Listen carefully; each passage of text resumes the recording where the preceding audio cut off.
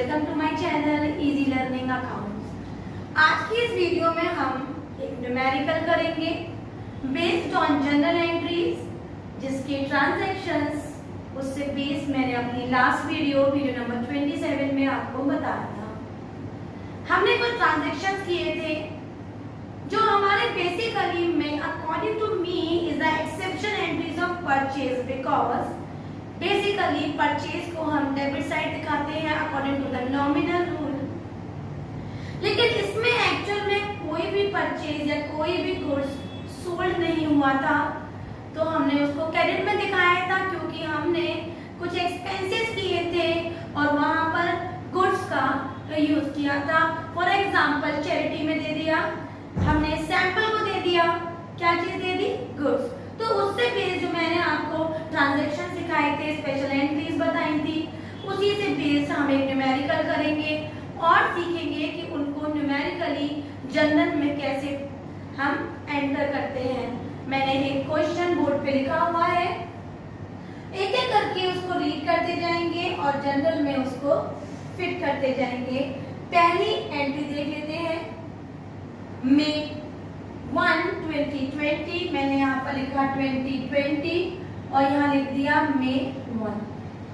Entry करना शुरू करेंगे, फॉर्मेट हमें पता ही है, date, particular, LF, debit amount and the credit amount. Clear है? अगर आप लोगों ने बच्चों रूल नहीं देखे हुए हैं तो सबसे पहले मेरी लास्ट वीडियो नंबर 27 देखिए, तभी आपको ये आज की जनरल एंट्री समझ में आएगी। पहला देख लेते हैं, cash withdrawn by the proprietor, मतलब फर्म का जो मालिक है उसने कैश विड्रॉ किया है for the personal use ₹2000। Personal use का मतलब ड्राइंग्स होता है और according to the nominal rule हमेशा वो डेबिट कर दिया, sorry according to the personal rule वो डेबिट कर देते हैं क्योंकि ड्राइंग्स हमेशा पर्सनल रूल में आती है। और मैं यहाँ पर एंट्री करूंगी हमारी ड्राइंग्स अकाउंट डेबिट, और क्या विड्रॉ किया है बेटा? कैश विड्रॉ किया है to cash account being cash withdrawn. तो कैश कम हो गया तो मैंने according to the real rule what goes out cash को क्रेडिट कर दिया और ड्राइंग्स को डेबिट कर दिया और अमाउंट लिख देंगे 2000 और यहाँ पर भी आ जाएगा 2000। नेक्स्ट एंट्री होगी मे 2 की, उसमें देख लेते हैं 3 में है, सॉरी एंट्री है बेटा गुड्स परचेज फॉर ₹5000। 5000 के हमने गुड्स परचेज किए हैं, was taken by the proprietor, proprietor ने उसको ले लिया है for the personal use, personal use के लिए। तो यहाँ पर गुड्स चले गए हैं, गुड्स बेचे नहीं है, गुड्स यूज के लिए, पर्सनल यूज के लिए प्रोप्राइटर ने विड्रॉ कर लिया है, तो ड्राइंग्स डेबिट हो जाएगा, ड्राइंग्स अकाउंट डेबिट। जब भी पर्सनल यूज की बात आएगी तो हमेशा ड्राइंग्स डेबिट होगा according to the personal use being goods withdrawn.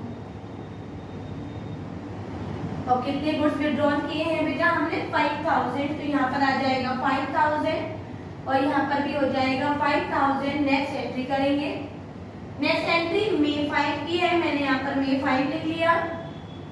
₹200 due from हरी, हरी से मुझे ₹200 लेने थे, आर बैड डेट, वो बैड डेट हो गए हैं, तो according to the nominal rule bad debt की एंट्री करूंगी, बैड डेट अकाउंट डेबिट 2, कितना कैश बेटा मेरा 200 और यहाँ पर मैं हरी का नाम लिखूंगी क्योंकि डेब्टर को लिख देते हैं being amount due.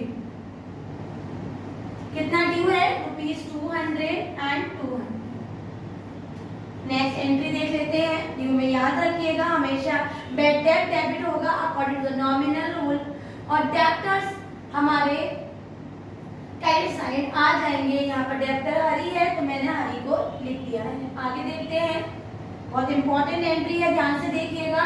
Goods uninsured, जो गुड्स मैंने इंश्योर नहीं कर रखे हैं और ₹3000 destroyed by fire.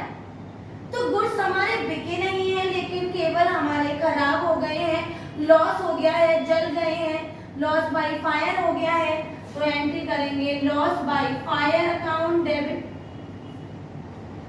Purchase account being goods lost by fire.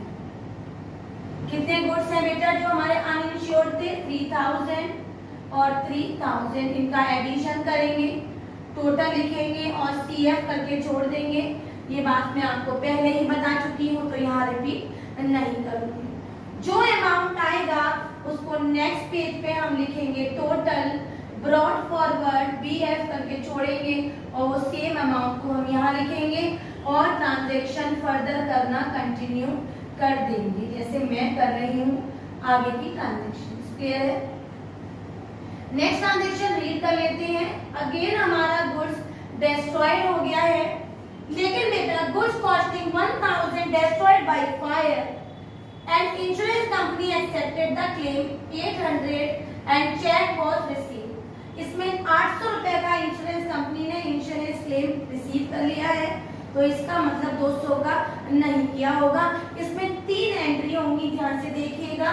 पहले मैं लिख देती हूँ मई 7 और पहली एंट्री होगी हमारी loss by fire account debit to purchase account being goods lost by fire.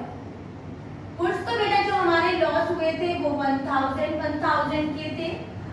यही गुड्स मैंने इंश्योरेंस कंपनी से इंश्योर करा रखे थे। Insurance company account debit to loss by fire account being goods insured. अब जब मैंने गुड्स इंश्योर करा लिए थे बेटा, तब इंश्योरेंस कंपनी ने केवल 800 रुपए बियर किए हैं और वो 800 रुपए मैं यहाँ पर लिख दूंगी insurance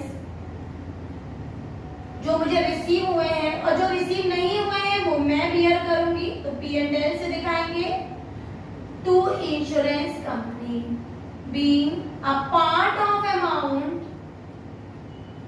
received by insurance company।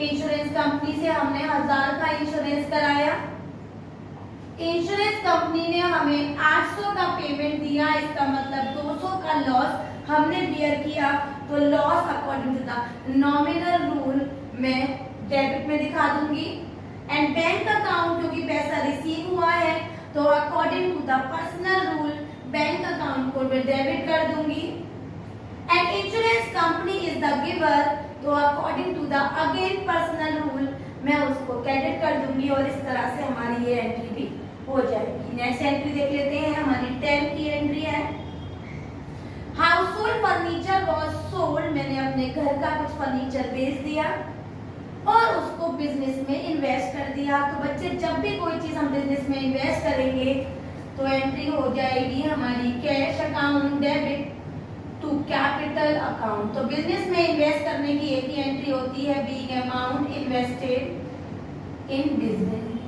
कितना इन्वेस्ट किया बेटा हमने? 5000। याद रखिएगा कैश इसीलिए हमने डेबिट किया क्योंकि हमारे पास कैश रिसीव अवार्ड आया है, बड़ा है, और कैपिटल मैंने इसलिए क्रेडिट कर दिया बिकॉर्डिंग यहाँ पर मैं मॉडल रूल अगर आपको बताऊं तो मेरे एसेट्स बढ़ गए हैं तो मैंने कैश डेबिट कर दिया, और क्योंकि कैपिटल भी बढ़ गई है तो according to the capital rule capital कम हो जाए तो उसको क्रेडिट कर दो, तो मैंने वो रूल भी यहाँ पर लगाया है। लास्ट ट्रांजेक्शन देख लेते हैं, वही CDBD कर दीजिएगा और लास्ट ट्रांजेक्शन ध्यान से देखिए। लास्ट ट्रांजेक्शन के लिए आपको याद हो मैंने अपनी लास्ट वीडियो में एक रूल बताया था कि बेटा कभी भी अगर हम कोई चीज इंस्टॉल कर रहे हैं, मशीनरी खरीद रहे हैं या कोई भी ऐसा ट्रांजैक्शन कर रहे हैं तो उसमें हमेशा एसेट्स को हम डेबिट कर लेते हैं। तो यहाँ पर एसेट्स डेबिट हो जाएगा, तो उन्होंने बोला bricks cement etcetera of 1.5 lakh purchase for the renovation of building payment etcetera and made by cheque. मैंने बिल्डिंग के रिनोवेशन के लिए खर्चा किया है और उसको पेमेंट चेक से किया है, तो यहाँ पर ये ब्रिक्स और सीमेंट नहीं आएंगी, सीधे उस करेंट एसेट्स का कंसर्न एसेट का नाम आएगा। तो एंट्री हो जाएगी हमारी 15 की बिल्डिंग अकाउंट डेबिट,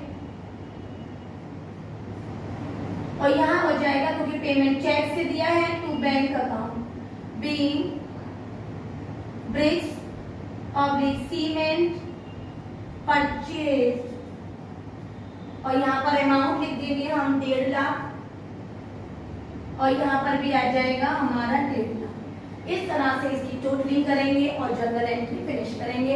इस एंट्रीज में हमने परचेज की जितनी भी एक्सेप्शन एंट्रीज थी उसे भी कंप्लीट किया, और साथ में अगर इंस्टॉल करने के लिए कंसर्न एसेट्स की कई सारी इंफॉर्मेशन दी हो तो कंसर्न एसेट से दिखाते हैं वो कॉन्सेप्ट भी पूरा। लाइक करें, शेयर करें और मेरे चैनल को सब्सक्राइब जरूर करें।